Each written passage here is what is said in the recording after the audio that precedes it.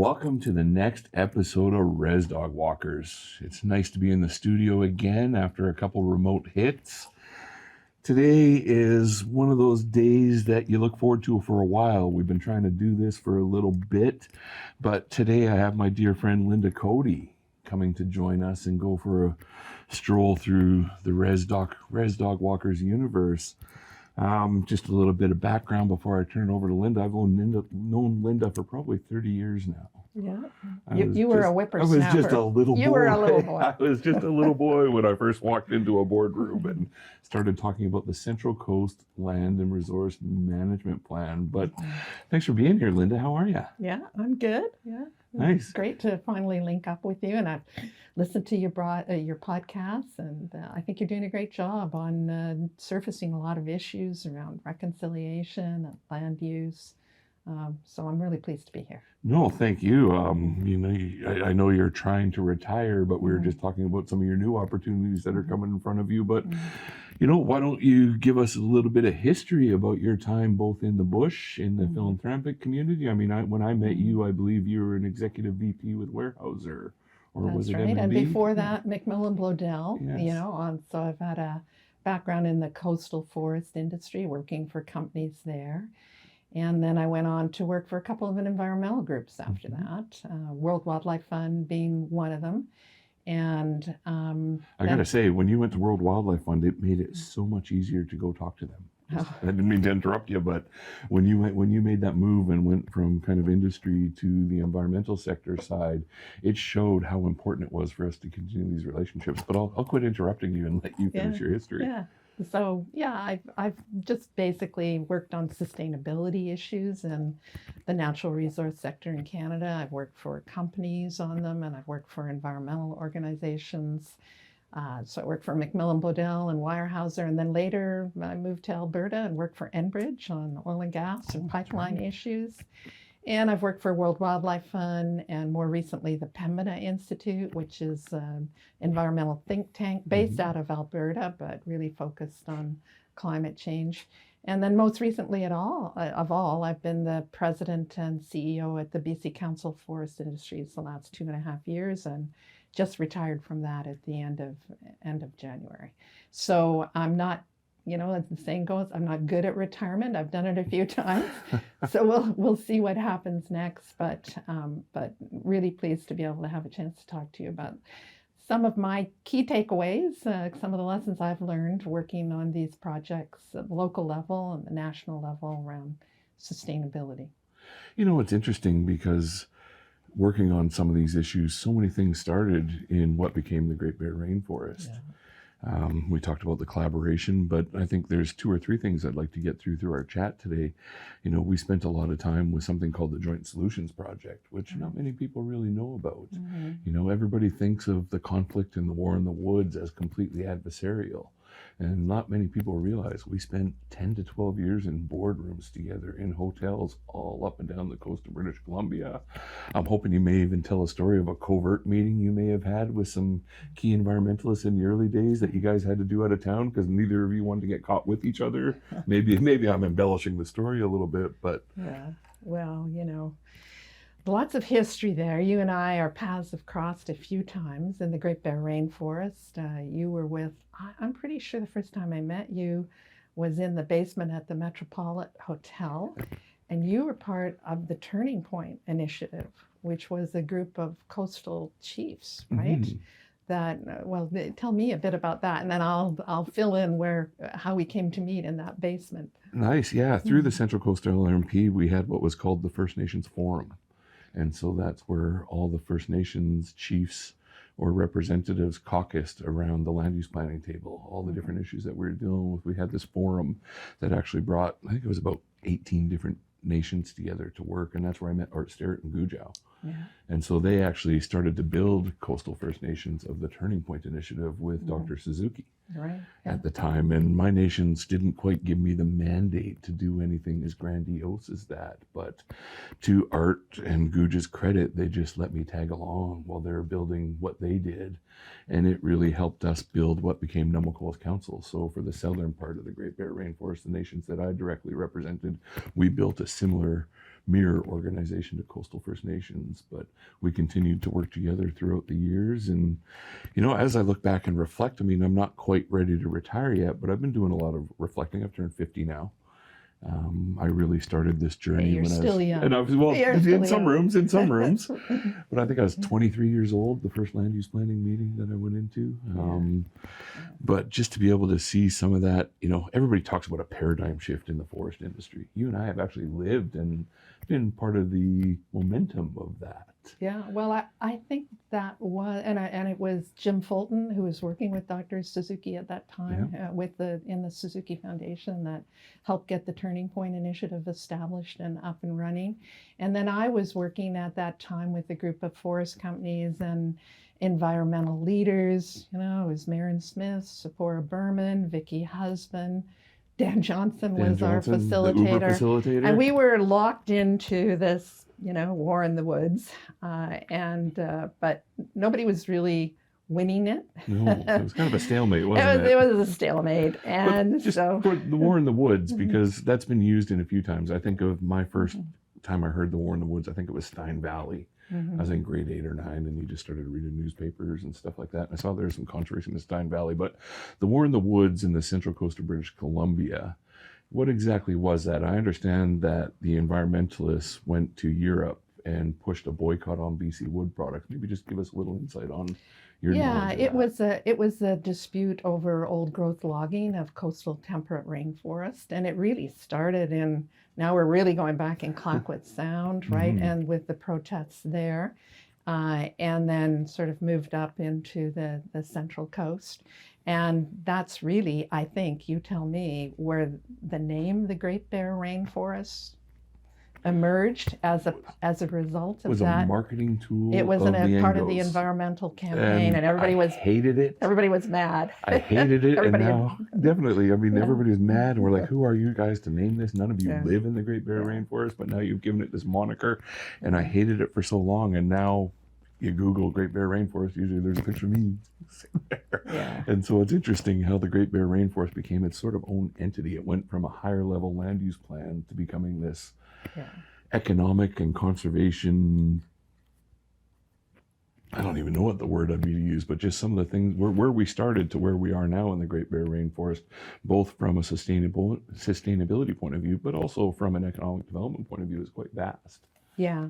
Well, it started with a really polarized dispute between, as you say, a marketing campaign in Europe and the US that was picking up speed and momentum. And then there was an effort to figure out what the solution to that campaign would be. And different groups had different ideas, but one of the ideas was to take some new approaches to conservation planning and design, local economic development, Indigenous reconciliation, like to get some new platforms and pilot projects, new approaches up and running on the central and north coast, and coming out of Clayoquot, really coming out of Clayoquot, and some of the work that had been done there, right, on ecosystem-based management. So as you say, history is always subject to who is telling the story, Dallas, as you know, and the revisionism, but it was a 10-year process and involved, and it still goes on, I think, today.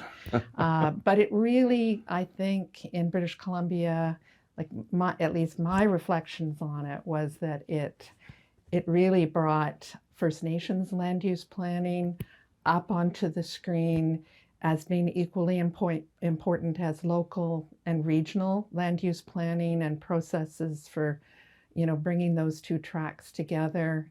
It really elevated the role of Indigenous rights and government-to-government decision-making, I think, was one of the legacies out of there. And then it was very innovative in conservation. It really took the approach that conservation is not just in protected areas, and this was largely a result of the First Nations leadership and involvement through Turning Point and other groups, right? So it wasn't just focused on conservation in protected areas, although that was part of it, but it was also focused on conservation within a more managed landscape that was attuned to the economic and social needs of the communities that live in that landscape. So it pioneered coast funds, I think, was one of the kind of the long-term outcomes. And now you're the chair of that board. So, you know, the beat goes on, but it started there for sure. And it made me forever, and I think you might be there too, a spatial planning junkie. Yes. So, you know, someone who really does believe that spatial planning at the local level, that's, you know, wired into market forces and shifts that are occurring in the market and can be integrated up, right, is a good solutions tool in British Columbia to polarization over some of our natural resources. Well, definitely. I think, you know, spatial planning's been used as a key towards building solutions in a number of resource management issues, from the Great Bear Rainforest and the War in the Woods through old growth temperate rainforest and logging. But some of the files I deal with on shellfish and salmon aquaculture, you know, spatial planning is really what helps everybody see something at the same time. And I think of the years we spent with Dan Johnson and all this time around maps. We all stood around maps all the time. It was before the digital age where we could all just look at iPads and computers, where we had these great big maps, and we'd all have markers and stickers, and we'd be talking about our things. It really helped me as a First Nations leader bring something back to the community so we could have something to answer back. In the early days of the land use planning processes, we were simply just reacting to what everybody else was doing. We had no plan of our own. We had so little capacity. We had so little knowledge beyond what was traditional to our territories. We knew that there was logging going on. Those of us who spent time in the actual territory saw the impact of it.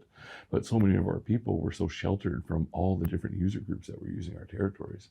And so spatial planning was a very effective tool for us to bring the maps to the elders and say, okay, the forest companies are using this area, the tourism companies are using this area. And that would generate discussion from them saying, well, we use this area for this, or we use this area from that. And it actually gave us the confidence to push back a little bit at both the forest industry and the environmentalists and sort of saying, okay, we understand why you want to protect this area, but why do you want to protect this area? There's no biodiversity values, there's no cultural values, there's no other things there. And so it gave us a bit of room to negotiate on how this was going to play out. So again, it wasn't just something that was done around us. We were finding a way to integrate ourselves into it. Yeah, and I think that was one of the first places in BC where that started to happen. I think so. And now, of course, we live in the digital age. Everything's that spatial next planning generation, now. our kids and their kids, it's AI and integration, not only now at regional and higher level plans, but into emergency response and wildfire suppression, mitigation, and floods. Totally. And so, you know, things have moved, but some of those kind of, basic principles, we've got lots of new tools, right? But I guess one of the things I would be concerned about moving forward and interested in your take on it is how effectively are we deploying those new tools? Because we're facing new headwinds. I mean, there's always been some polarization over natural resource use in British Columbia. That won't go away, and it's probably a healthy thing as long as there are processes for resolving it. But now, boy, I can see headwinds that are really outside the bounds of what reconciliation means, how we've been trying to move it forward here in BC, that are really going to influence what happens. New risks and new opportunities. And the two big headwinds are, that I can see anyhow, are trade, what's happening, U.S. trade right now, and you and I are on the Softwood Advisory Panel to Minister Parmar right now, and also climate change then. And I think climate change is calling for whole new approaches to the way we do conservation on the landscape, the way we do management, the way we look after endangered species and biodiversity. It's changing the game, not only with the technologies, but what are the outcomes that we're going after? No, definitely. I mean, it's opened up some new issues that we have some tools to deal with, but like you said, how do we deploy them and how do we learn how to do that efficiently? I think it's something I don't want to say struggle with, because we're learning how to do it, but that we grapple with and manage, and we're wrestling and trying to figure out the best way to use some of the limited resources that we have to show enough potential for government and other things to invest in those ideas and those things. Right. But the one question before we catch up a little bit in time, we're talking mid-90s, late 90s here. What was government like in those days? Because we weren't, we have the strong government relationship now, and we got direct access to the premier, the ministers, deputy ministers, all that.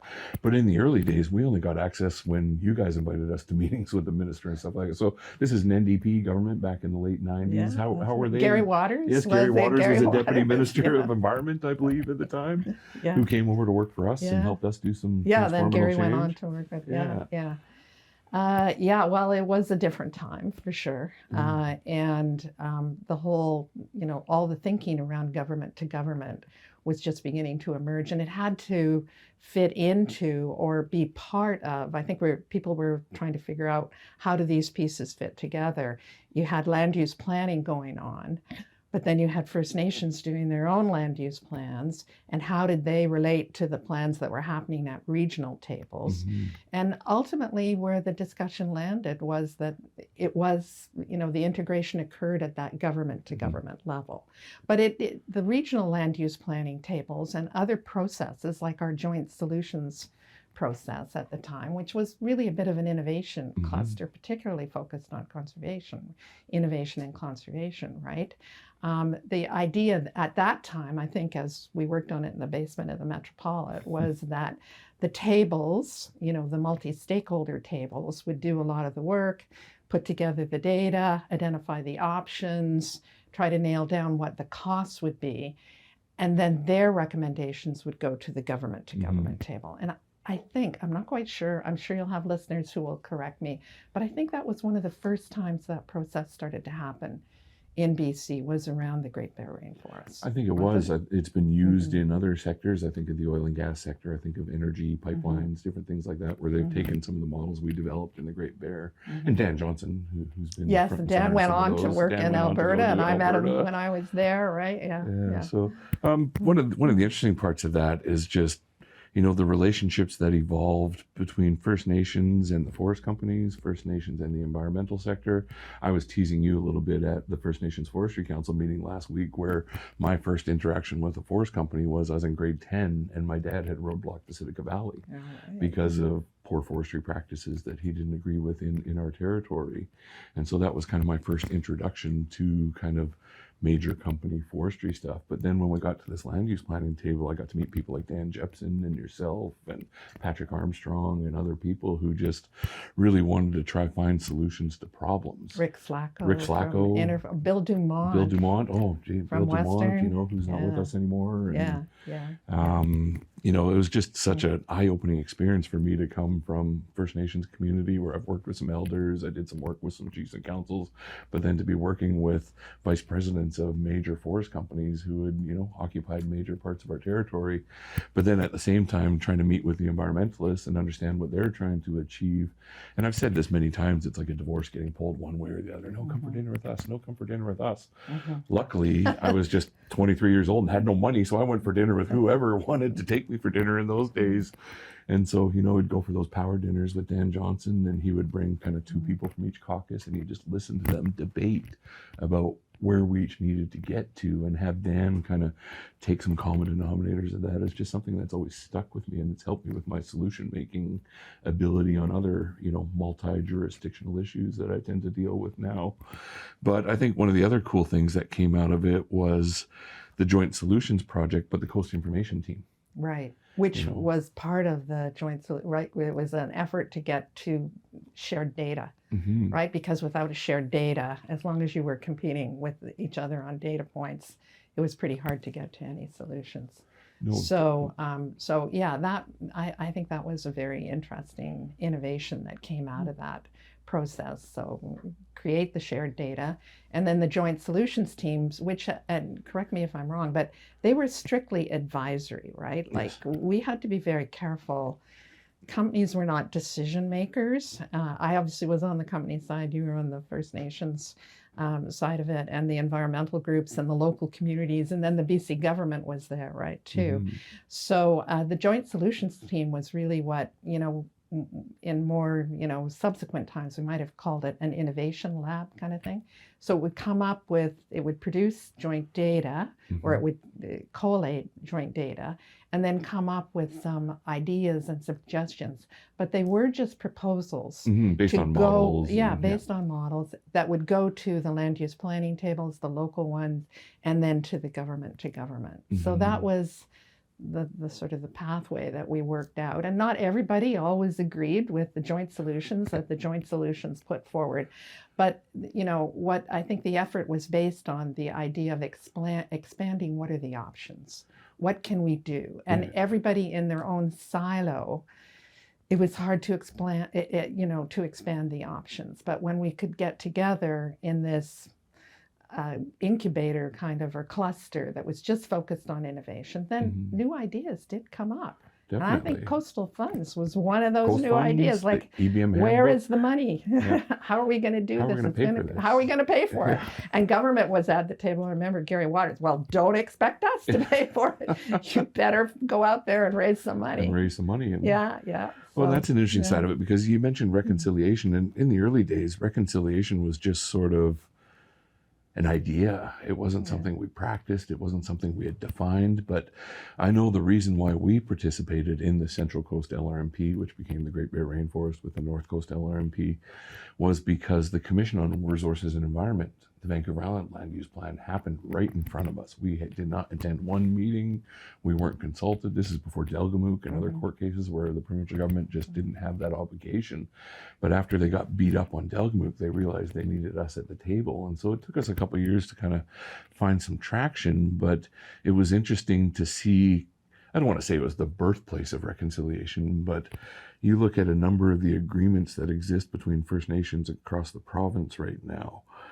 There's what's called strategic engagement agreements. They're how First Nations in the province deal with Crown land referrals. Those were born in the Great Bear Rainforest. Revenue sharing agreements, those were born in the Great Bear Rainforest. So all these stepping stones that started to lead towards reconciliation in the way that we understand it and work with it today were really born out of the Great Bear.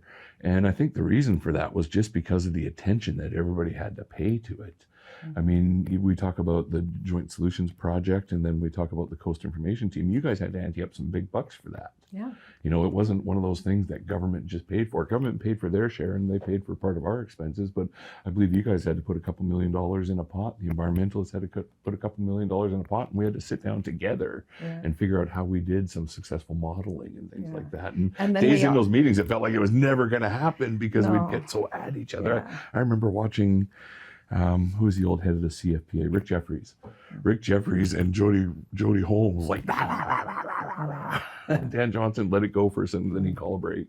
And then we'd come together. But it was just such an interesting time in my life, for sure, just as a young kid watching these, accomplished people act like children. Well, and like, we should make clear to your listeners, this happened over 10 years, more than that. There were different players, Gujal and Art Sterrett were leaders on the First Nations side, but that turning point, it was a turning point. It was a turning point, literally. It wasn't perfect. It didn't always work. There's a lot, I've heard, retrospective criticisms of what it didn't do and what it took for granted, but still it moved the dial forward, and it got people around a common table, right, to talk about some new solutions. And I think we're at another turning point, Dallas. I think reconciliation, as you spoke about it, and you and I were both at the First Nations Forestry Conference in Penticton the week before last. I think reconciliation in the forest sector has really moved forward. I mean, we have major tenure acquisitions by First Nations, joint ventures. We have ISCM and investment emerging, 22 First Nations. I think you're involved with that too. And we have Minister Parmar looking at reinventing BCTS in a way that's going to change the tenure system and his maybe energy is pricing, infectious. right? His energy is infectious. Yeah. So there's a lot going on. Yeah. But I was also struck by what Meryl Alexander said on your panel, which is progress can be fragile, right?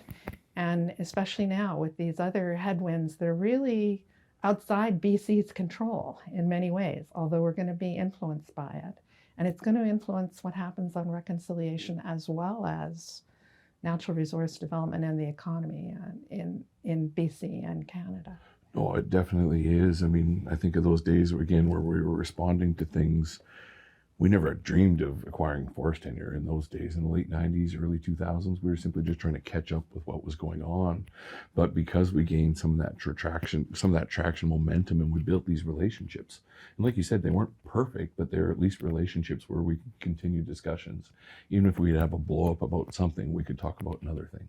Mm-hmm. And so we were always able to keep the relationship moving forward to a point where most of the companies realize that the only way they're going to find the certainty that's needed, especially in today's economy with the issues down south that we'll talk about in a little bit, it's really just we got to get together and work on these. I mean, when we were doing this in those days, there was a lot more forest companies than there is now. Now everybody's been, shut down to different things, and they've had to amalgamate, they've had to do things. We've seen mills close. And so now as First Nations are coming into the equation, we're trying to figure out how we can actually regrow it again. Mm-hmm. But what lessons have we learned as we do it? We've probably learned we don't need as many mills as we had, but we still need more milling capacity. Mm-hmm. I think that's one of the interesting things I'm learning is, while I don't want to buy a mill, I want to have friends who have a mill, because I don't understand the upkeep and the maintenance and the labor issues and all those sorts of things. But it's interesting how much, I don't want to say the roof's being raised, but I think the floor has just been raised on how these discussions happen. And again, a lot of that just comes back to the Great Bear Rainforest and the fact that we're stuck with each other. I mean, none of us really wanted to be there, but we were all so committed to trying to find that solution. And what we thought was going to be a 2.5-year planning process was 12 and a half, 13 years. 13, 14. I'm still in it. I think you're still involved. I don't know what I'm going to have to find another job when the Great Bear's finished. I'm going to have to look at the lawn ads or something like that. Yeah, well, there's like I say, there's lessons to be learned that can be extrapolated to what's going on right now.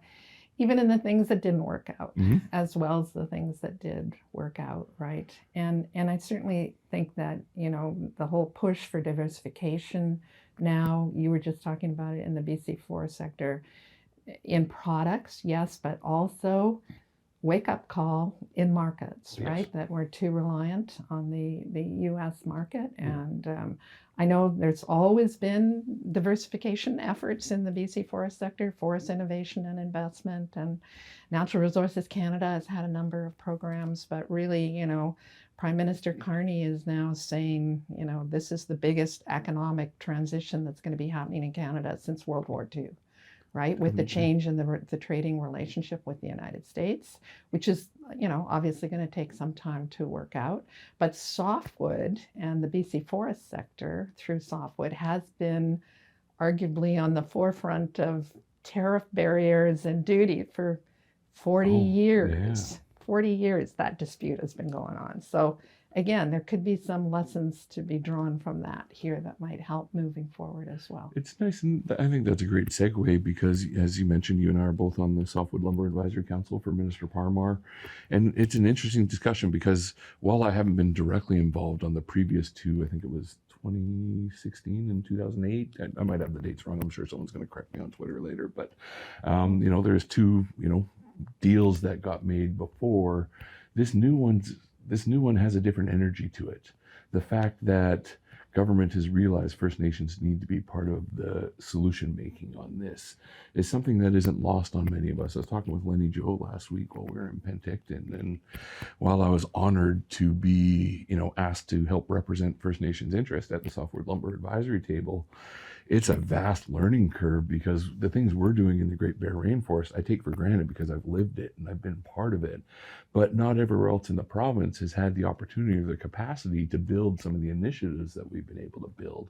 So trying to figure out what works best for the Great Bear, which is my bread and butter, but figuring out what works best for the nations in the interior and the communities in the interior.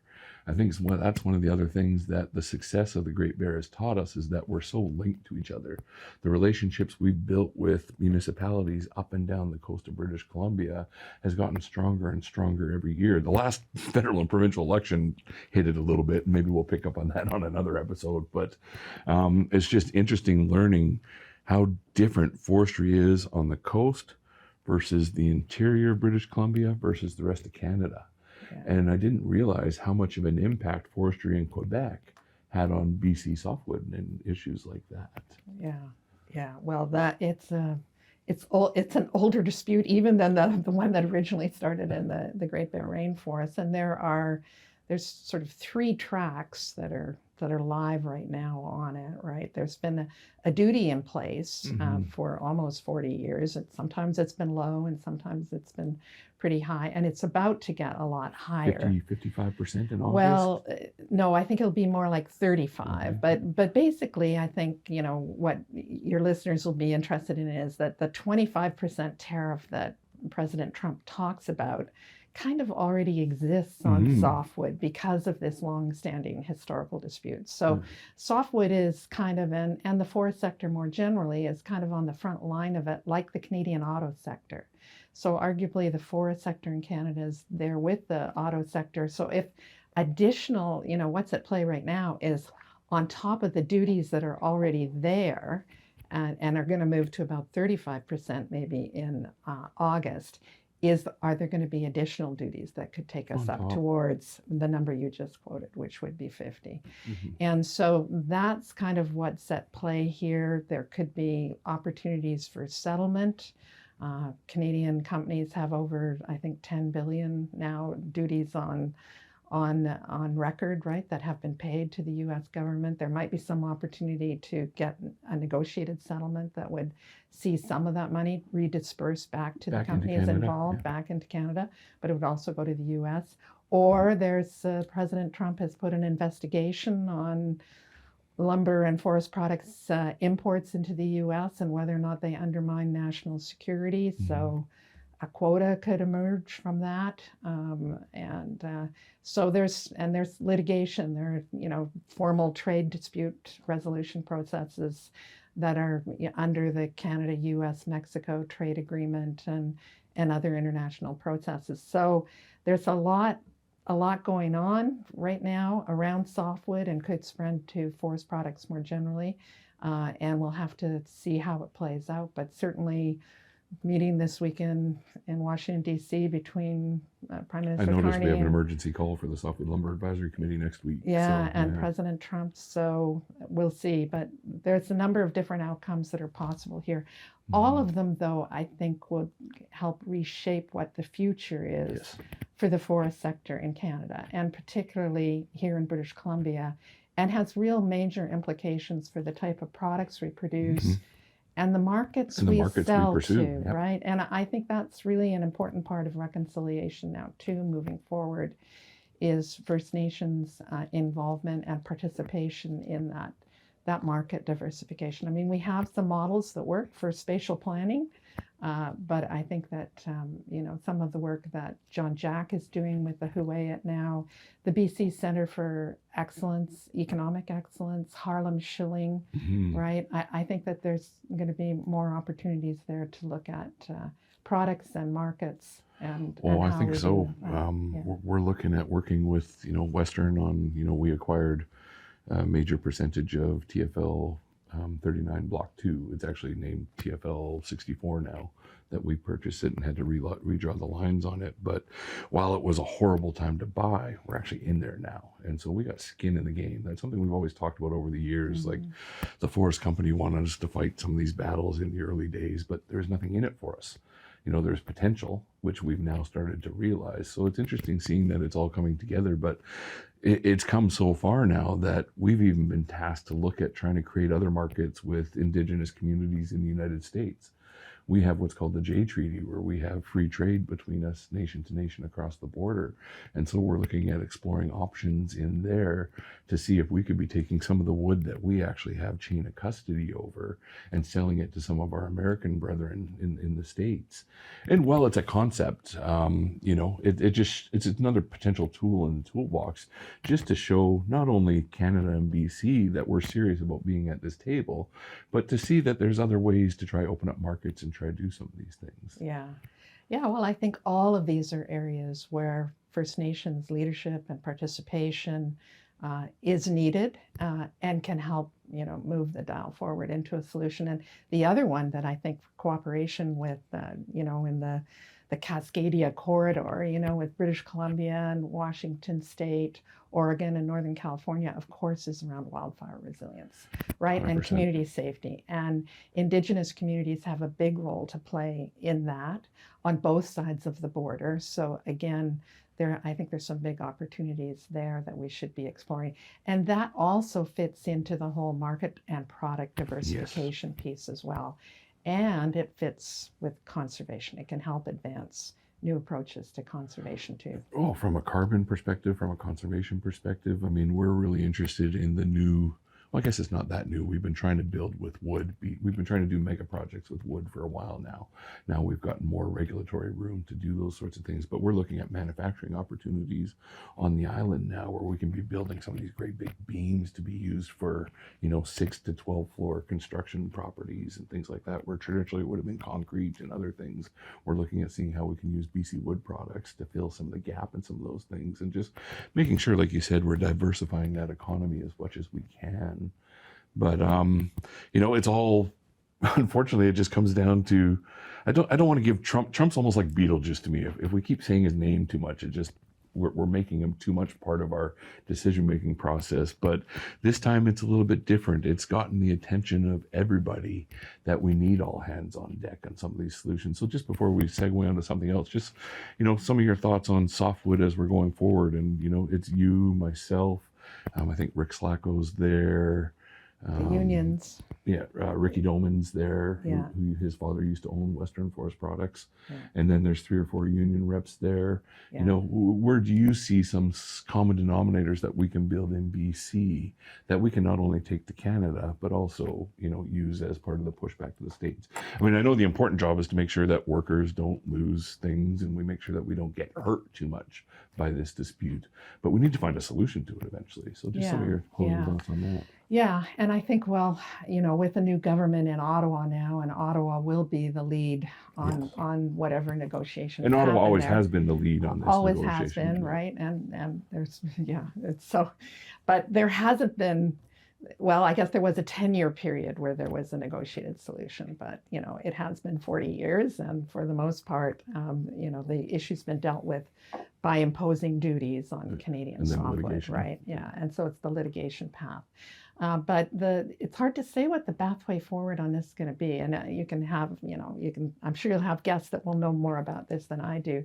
But I guess my takeaway on that would be that let's do what we can do in BC to make sure that our sector here is viable and sustainable, and that the big issues that we have that are still on the table requiring further resolution around reconciliation, around conservation, around more intensive management of the forests and product diversification, let's lean into those, right? And of course, one of the big issues, from the industry perspective has always been what is a stable supply of fiber in British Columbia, and where is that number going to land? Is it going to be 55 million, 45 million, 35 million, 90 million? It's all over the map, right? And so I think that it's important that here in British Columbia, we lean into doing things about the things we can do something about in our sector. And then as the opportunities emerge with the US, whether it be for litigation or negotiation, that we're ready to pounce on those and move into them when the opportunity is there. But you have to have the Americans on the other side of the table. Willing to sit down. Right, willing to sit down, right? And it's that's like GSP, if we don't come together, we can talk around circles all we want, but if you don't put yourselves together to work on it. That's right. And so maybe what's happening right now will create some of the pressure that will help move that forward. Maybe we should bring Dan Johnson in and do some mediating on softwood lumber. Well, believe me, there's a whole generation of lawyers that are experts on this, and Duncan Reed from Ferris and Company would be a good guy for you to talk to if you want the details on that. But anyhow, I think, we got to work on doing what we can control within that within that frame, and then be willing to move quickly with the rest of Canada, because that's the other issue here. Oh, yeah, British we're one Columbia province, is right? not Yeah. an island, and guess what? People elsewhere in Canada have different views on this issue than we do here in British Columbia. Yeah. So, first things first, we need to have a kind of a united front across the country, as much as that is possible, right, in our system, and then be able to go jointly to the table with the Americans. But hopefully that is something in the next 6 to 12 months, some pathways will open up. And in the meantime, the forest sector is like the Canadian auto sector, going to be on the front line. If more tariffs start coming in here, then the impacts are definitely going to be felt. And the other point that came up, I thought, at the First Nations Forestry Council, and you've mentioned it, is the role of municipalities and community forests now, right? And the small to medium-sized value-added sector, it's a much more complicated sector now than a couple of decades ago, traditionally.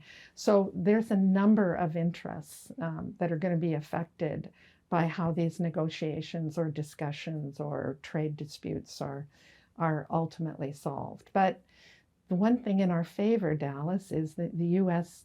does need Canadian forest product and Canadian lumber product. And thankfully we have allies south of the border who are actually trying to bring that to the government's attention. I mean, it's, it could be that we're going into a bit of a recession here, but there's a big underbuild of housing in the States. There's a big underbuild of housing in Canada.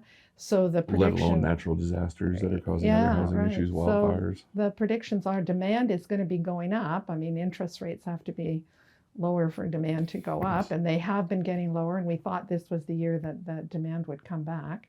Maybe not now, but at some point people need to be housed in new and different ways, including manufactured homes and manufactured wood products. So the demand is going to be there. It's how do we organize ourselves around that demand? One of the things that I've learned is you can only really focus on what you can manage. Right. And it took years in the Great Bear to figure out there are so many aspirations that we had. I talked about the First Nations Forum and the nations coming together. And, just because we finally got a government table, we wanted to solve treaty through the land use planning process. And I had to learn that there's only so many things in your control. And one of the things that we can control now is how we get the cutout. Whether it's 35 million, 90 million, as high as it's been in British Columbia. We need to do more work to make sure that we can get the cutout there that's necessary to make sure that we continue to be able to open up markets and diversify things.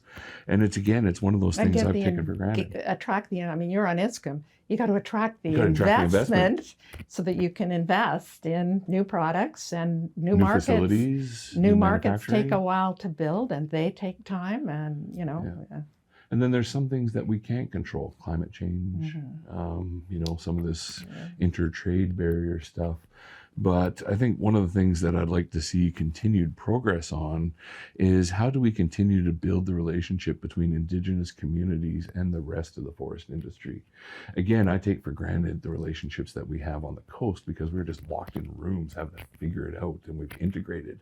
But that's not quite the story in the interior. You went to work for Kofi for a little while. I don't know if that was easier for you when CFPA kind of got enveloped into Kofi, but what some of your seeing, on the coast, we're able to do some things. And then I talked to some of my First Nations colleague leaders, how are you guys doing that? How are you guys doing that?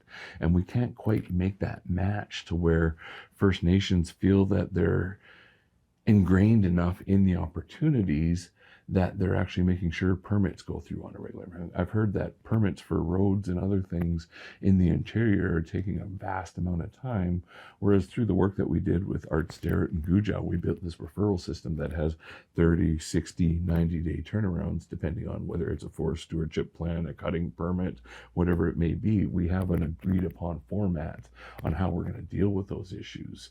Just what some of your thoughts on, the rest of the province where this is being used as an excuse to not do reconciliation. The last provincial election got really scary because a lot of the Conservative candidates talked about reconciliation hurting the economy. Whereas what we found in the Great Bear, it took a while, but First Nations have actually helped to supplement it. What's just some of your thoughts on, how we take some of the great lessons we've learned here and make sure that we apply them a little bit more? Yeah, well, I think like my understanding of how British Columbians, outside of people that live in regional communities and work in the natural resource sector, who I think have a different view of reconciliation and understand its importance, right? I think there's a lot of support for it more generally in British Columbia because people see it as a way to advance economic stability, to improve forest stewardship, to diversify our markets, our products, our industries, right? And to respond to wildfires, community safety. So I think it's got a really big role in all of those things. And I think for the most part, most British Columbians, including John Russet and the committee and the conservative, see it as playing a very important role there, and certainly understand that. And I'm sure that you're going to do some programs with John and others as well. But the uncertainty that's out there right now, that's being driven not only by how does reconciliation work on the ground, but also by these bigger headwinds, right? I think is one of the things that's causing everybody to pause, right? And how do we make this move forward? So I think that investment and predictable access to fiber is the key to starting to attract some of that new investment. And I think, going back to what we learned in the Great Bear Rainforest, innovation in conservation, Dallas, could really help here. Definitely. Right? It supplements some of those other challenges. Yeah, definitely. And I think that we have some new tools on the table for conservation and investment. Like there's the Canada, BC First Nations Nature Agreement, a $500 million program. Is that right? Yeah. Over 5 years. It's the BC Parks Board, or the BC Parks Foundation has a $1 billion commitment. Well, 300. I think it's at least 350. Yeah, I think between two of them, it's almost $1 million. Yeah. And so, but one thing I'm not seeing is how those things connect into those local land use plan, how those tools connect and how they can help them move forward. Actually breathe life into so I do think that more energy and innovation around conservation, whether it's what are we going to do about the old growth deferrals, biodiversity, the biodiversity framework, I think we need some progress on those things. And they would have, if we could apply some of these new tools that are out there, and in theory available, but for some reason, maybe because of the complexity of overlapping processes, we haven't done that, right? So I see that as an opportunity to move forward, and that it would help create more predictability in the fiber supply and help stabilize it and help draw that investment. And I think First Nations leadership in that area was very important in the Great Bear Rainforest. It was very important in Clayoquot Sound, and it can be important in the interior as well. So I take for granted a lot of the work that we do on the coast of BC. We've had a lot of time and space and energy invested in the relationships between nations and the companies and government, even for that matter. But, throughout the last little bit, specifically through the election, we've heard that, First Nations and reconciliation has been a bit of a hindrance to the development of natural resources. And I know that the coast forest industry is different than the interior, but just some of your thoughts on that. Well, it is very different in the coast versus the interior, in the forest sector. The industry is structured differently. There are a lot more First Nations. There's 205 First Nations communities in British Columbia as a whole. I'm not quite sure what the breakdown, the coast versus the interior, but the majority of those are in the interior. And I remember, so I think what it means is that a lot of the solutions are going to be customized. You have smaller family-run, well, sometimes not so small family-run enterprises in the forest sector in the interior, the Gormans, right? The Lakeland, right? The Stewarts, so it's a different structure. And I remember once being in a meeting with Premier Eby and him making the point that, we were trying to, and this was a COFI meeting, we were trying to make the point about the need to stabilize the predictable access to fiber supply. And he said, but how do you do that when the solutions are so localized and they're so different in every part of British Columbia. Mhm. But I think the answer to that is a bit what we saw at the First Nations Forestry Council last week, and the work that First Nations are doing with municipalities, with small to medium-sized mill owners, right, with community forests, and bringing all of those groups around the table for spatial planning that can take an integrated approach to get to that predictable level of fiber supply, but also, Dallas, to advance progress on conservation planning, which was one of the things that happened on the Great Bear Rainforest, but I think is stalling out right now in British Columbia. And yes, we need to, at COFI, we were very firm about making the ask for the government to commit to a minimum harvest or achieving a minimum harvest of predictable harvests of at least 45 million a year, cubic meters, and that being a government commitment. The government has other commitments to reconciliation and conservation. I think we have to move forward on all three of these things with equal aggression and vigor and innovation. And these, if the coast tells any examples, it's that when you take an integrated approach to those things, those three factors, you can make progress. And I think that's what the joint solutions process at the coast reveals. And I think that that's what needs to get more air, more opportunity for joint ventures, pilot projects, and have that move forward in the interior more. Oh, I think that's really the direction it has to go in. And I think the nations are ready. I think they're really to sit down, and again, back to spatial planning, I think they need to sit down. But I think one of the great opportunities that's going to provide them some momentum is wildfire mitigation. Obviously, we've just been devastated by wildfires for the last 20, I think, when was Okanagan? 2004, 2007, somewhere around there, when the Okanagan, really started dealing with wildfires. But then the whole interior, every second year we seem to have a really bad year. But seeing people come together, and while, tragedy always sorts to bring people together, that's just sort of human nature. It's nice to see that they're taking momentum through wildfire mitigation, starting to have some of those other more challenging discussions around how do we do a conservation economy? How do we look at, we can't just protect everything because we need an economy. I think if I could redo the Great Bear Rainforest again, I would have pushed a little harder, like you just said, on the economic interest that needed to be done.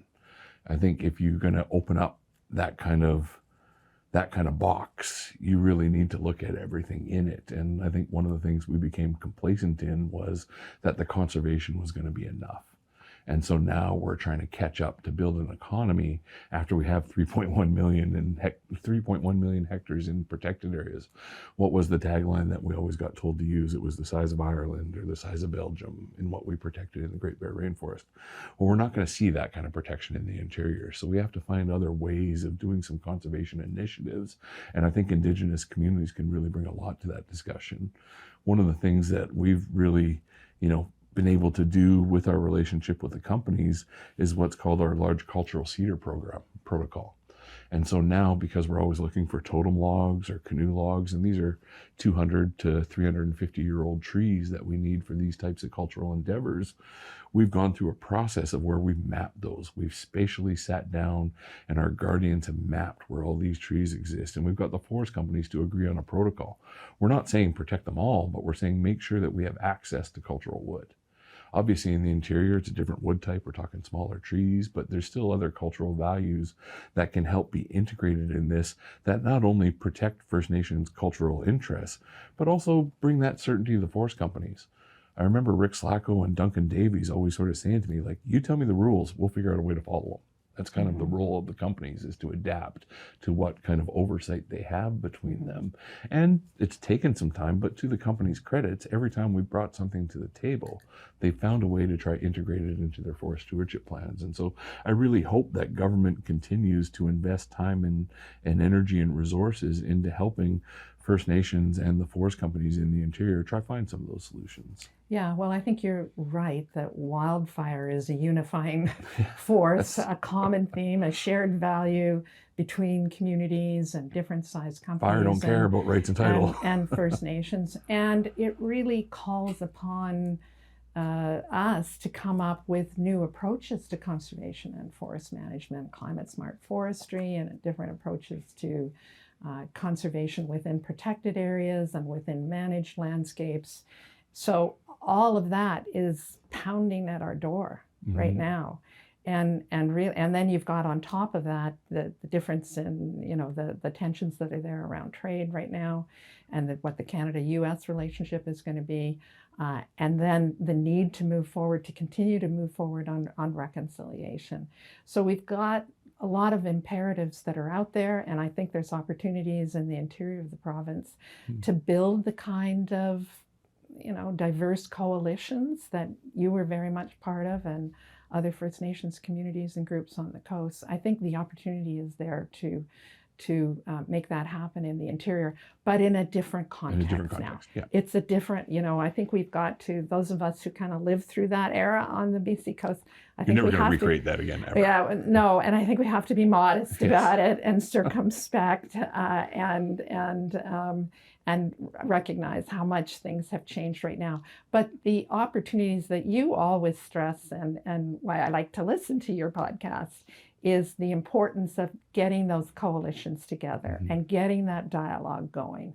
And I think that's going to happen. It's going to happen through the First Nations land use planning processes in the interior, the landscape level processes that are getting underway, the kind of the work that Forest Enhancement Society of BC is doing.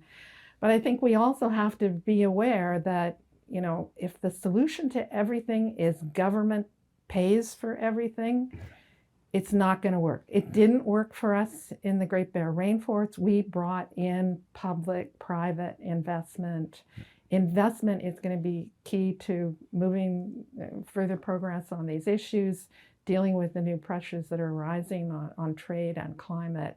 So we need to have those coalitions. We need to have that collaboration, because without it, who's going to invest? Where's it going to go? Why would you put your money into some of these things? Whether it's money into conservation, or money into forest management, or money into mills and manufactured products, who's going to put their money into that when there's no plan and everybody disagrees? So I felt in the last 2.5 years that I was working in the forest sector again in British Columbia, that there really is more of a consensus building.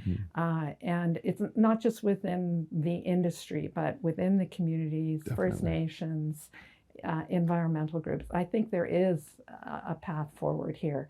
And now with climate change and market and trade access on the table, we've got all the incentive in the world to get on it and figure it out and make it happen. And maybe don't take 10 years. I mean, with the digital economy, you know, you don't have that time. You don't need it either. You shouldn't have to need it, right? So, you know, that area for joint solutions. And then just to cycle back to what Meryl Alexander was talking about at the First Nations Forestry Conference in Penticton, you know, to get a few examples up and running of how these things come together elsewhere in the province, right? I think is really important, and to demonstrate that, well, let's just call it the joint solutions pathways that are here, and the diversity of objectives that can be met when you're pursuing joint solutions. Well, and I mean, our time's starting to wrap up, but there's a couple more points I want to get at you, just because of, you know, the vast history that we've shared from different seats, and both of us have played different roles around the table. But, you know, we talk about the transition. Kofi really, over the last couple of years, has really embraced this dialogue. You know, I'm not going to, you know, it's never about personalities, but the first couple of times I interacted with Kofi, you know, after the Olympics and things like that, it was very standoffish and it was very controlled and those sorts of things. And then when you came in, it was a breath of fresh air, because we started talking about the stuff we needed to talk about, and more people were comfortable having that discussion. And so I've really enjoyed watching the progress of Kofi when it comes to Indigenous rights and title issues.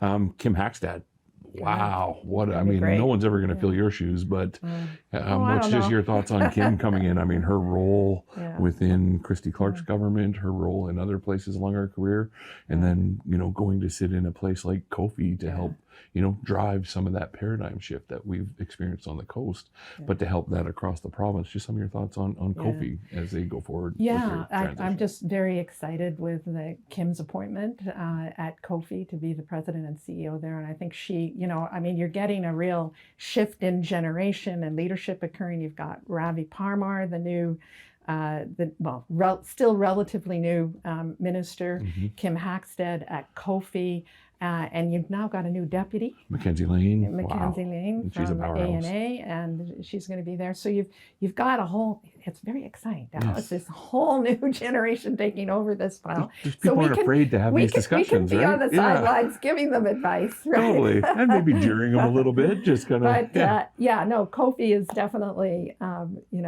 the, dedicated to seeing more progress on the economic reconciliation, and we've got real leaders, Stephen Hoffer and Western Forest Products, and what they've been doing on the coast with your communities and others. So, I think it's and I'm not quite sure because I'm not as involved in the mining sector, but I do know something about the energy sector, and I think it's similarly embedded in the energy sector. And when I talk to Michael Goring and others in mining, I think the natural resource sector in Canada as a whole has really good leadership right now and meaningful commitment to reconciliation. And so I think that has taken root. If I stay awake at night, what I worry about is not that those sectors don't get it and the importance of it. I think they do. It's that broader public understanding, right?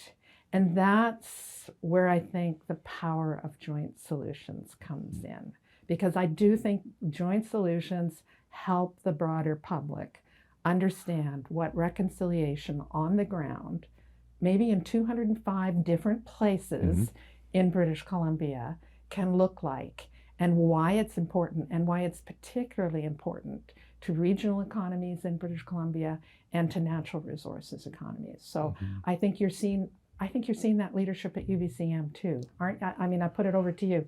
Are you seeing that leadership at UBCM? I think we are. I think we are. We've gone from a place where we talk about each other's interests to we talk to each other about our interests now. And that's not a taboo discussion anymore. People are actually pretty comfortable having this. I like the point that you made about those of us in it understand it and get it. Yeah. It's the people on the outside who don't have the luxury of having to deal with it 8 hours a day, 5 days a week, 20 days a month, all that sort of stuff that we take for granted. And so it'll be interesting to see what kind of outreach we can do to help people realize that, hey, it sounds scary, but there's a lot of people. There's thousands of people working on resource management and reconciliation and how it can be integrated, not only in British Columbia, but across the country. But just, as we're, really getting close to the end of our time, I want to talk about, you left the forest industry. You went to the World Wildlife Fund. Yeah. I've never been able to hold down a job. No, yeah. There's no pension. There's no single pension. Well, I in my got life. you there. My Maybe husband, maybe you should take a run. Maybe you should take a run at truck loggers. I know Bob Brash is probably ready to hand that off to somebody else to clean up some of that. Actually, that's another. I think they've appointed someone else. I've forgotten who it is. So you do have a whole new kind of generation of leaders coming in there. And these new generation of leaders are coming in with this already part of their DNA in discussions. Exactly. Where we had to learn it. We had to figure that out over awkward Yeah. coffees and all these little things. But just one more piece on, Yeah, and I heard your interview with Chief John Jack from the Hewitt, and I think he's a great example of what you say. It's already in his DNA, right? Reconciliation, what that means socially, economically, environmentally. There's a whole, a generation of leadership now on the First Nation side in companies, communities, community forests, coming forward much more now too, right? This is part of their DNA, but it's not part of the DNA more broadly, right? Definitely. Even though there is faith, hope in it, right? So that's where I think it's incumbent for those of us who have it in our DNA in the resource sector to show how it works and make it happen. And I know it's complex. There's a lot of processes.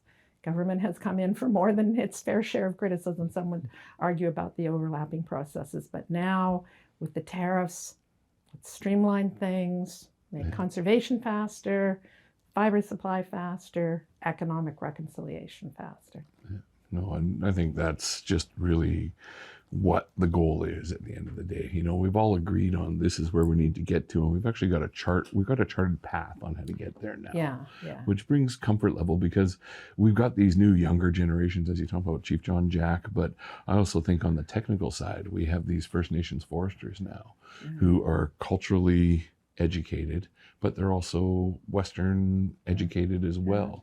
And so they're really going to be what helps us make that next step to where everybody sees it, I think, is one of the interesting things. But, and the finesse, right? I mean, it was so impressive at the conference in Penticton, the scholarships that were handed out. Wow. I mean, just amazing. And just from all over the province. All it over wasn't the just province, one area. all kinds of different aspects of forest management and conservation, community development. And then the finesse group, the First Nations Emergency Response Service, and how that fits in, especially in the interior.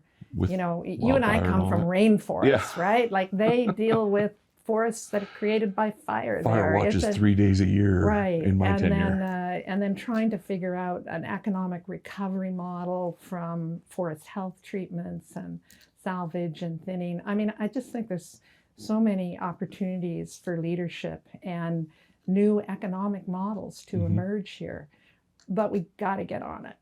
No, we do. So, I mean, I want to thank you not only for the relationship we've had over the years, but the role that you played in so many different rooms. It's not easy to, and I shouldn't say this because it makes it sound like a side thing, but the fact that you've been able to work with the Ingo sector, you've been able to work with some of the think tanks, you've been able to work with the forest sector and come back and be welcomed with open arms, even with that kind of new way of thinking that, you and I have worked very hard to try to establish. But just, going forward, we joked about how bad you are at retiring. Just what's the next kind of 18 months to 2 years look like for Linda? I mean, I know you got time to make up to the husband, but he's a very patient. He's a very patient man. There's a lot of to do there. But well, I'm not quite sure. I mean, I'll just sort of see what opportunities emerge. You can tell from some of the things that we're talking about.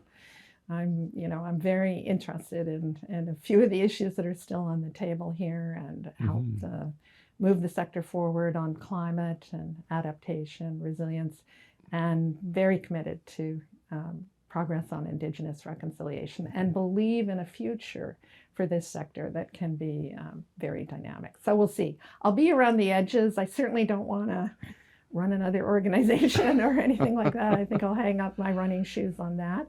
But Nice, but please, strategic advice is always going to be something you're ready to do. Reach out anytime, and then some good meaty projects on the ground that really demonstrate to people.